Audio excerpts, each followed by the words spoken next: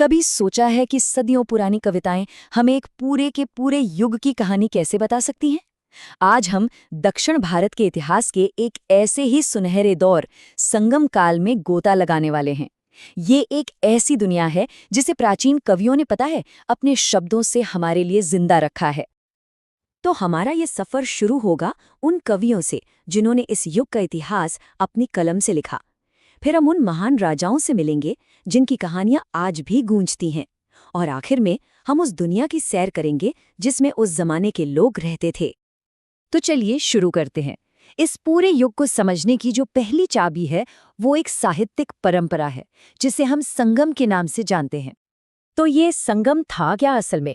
सोचिए, ये मदुरई के पांड्या राजाओं के संरक्षण में तमिल कवियों की एक बहुत बड़ी सभा या असेंबली हुआ करती थी।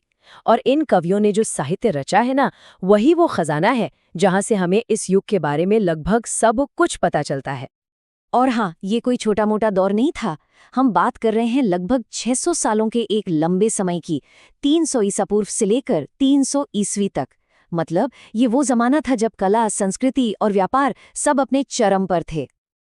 अब मिलते हैं इस युग के सुपरस्टार्स से, 3 महान राजवंश। संगम कविताओं में इन्हें मूवेंदर या 3 ताज वाले राजा कहा गया है। सबसे पहले थे चेर। इनका राज चिन्ह था धनुष और बाण। ये आज के केरला वाले इलाके में राज करते थे और अपने मसालों के व्यापार के लिए जाने जाते थे, जिसकी मांग सोचिए रोम तक थी। फिर बारी आती है चोलों की, जिनका शक्तिशाली प्रतीक था बाघ।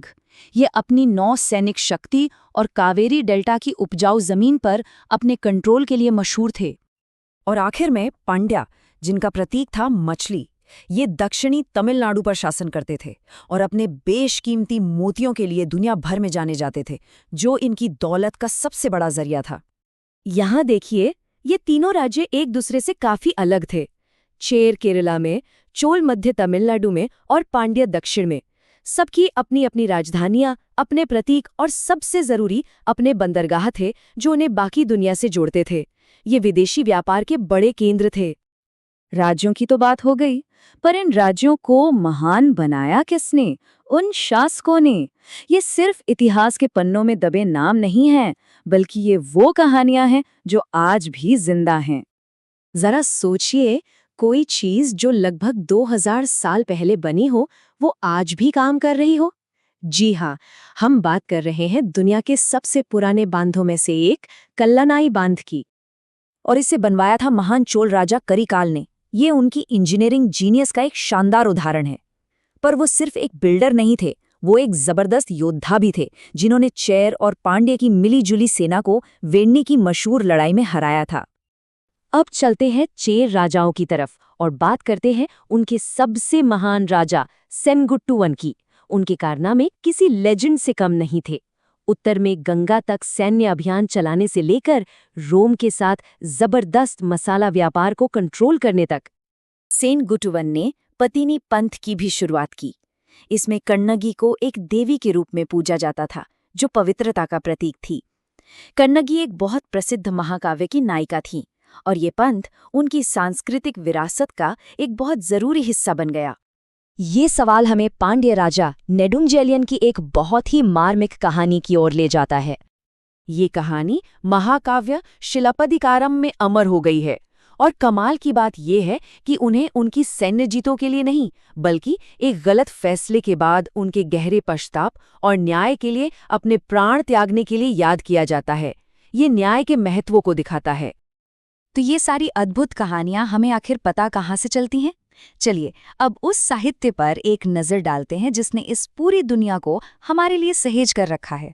संगम साहित्य के 2 सबसे बड़े सितारे हैं ये जुड़वां महाकाव्य, शिलप्पादिकारम और मणिमेखले। शिलप्पादिकारम कन्नगी और उसकी पायल की एक दर्दनाक कहानी है, जबकि मणिमेखले कह सकते हैं इसका सीक्वल है, जो कन्नगी और कोवलन की बेटी की कहानी बताती है।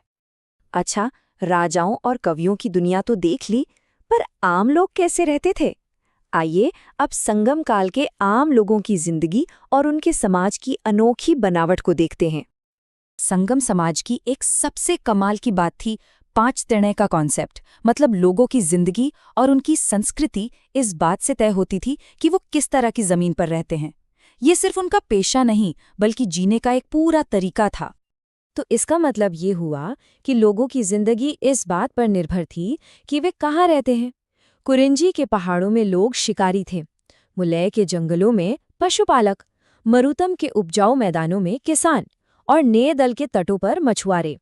यहाँ तक कि हर भूमि के अपने देवता और अपनी सांस्कृतिक प्रथाएं भी थीं।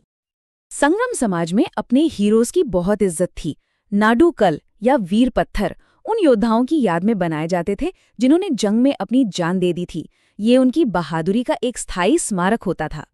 तो आखिर में एक नज़र डालते हैं इन तीनों महान राज्यों की इकोनॉमिक पावर पर। चेर जाने जाते थे अपने मसालों के लिए, चोल अपने बेहतरीन कपास के लिए और पांड्य अपने बेशकीमती मोतियों के लिए। इन चीज़ों की पूरी दुनिया में मांग थी और यही इन राज्यों की समृद्धि की नींव थी। और ये सब हमें एक बहुत ही दिलचस्प सवाल पर लाके खड़ा कर देता है। संगम युग की इमारतें और महल भले ही समय के साथ धुंधले पड़ गए हों, लेकिन उनकी कहानियां और उनकी कविताएं आज भी जिंदा हैं। ये शब्दों की ताकत का एक सच्चा सबूत है, जो एक पूरी सभ्यता को हमेशा के लिए अमर बना सकती हैं।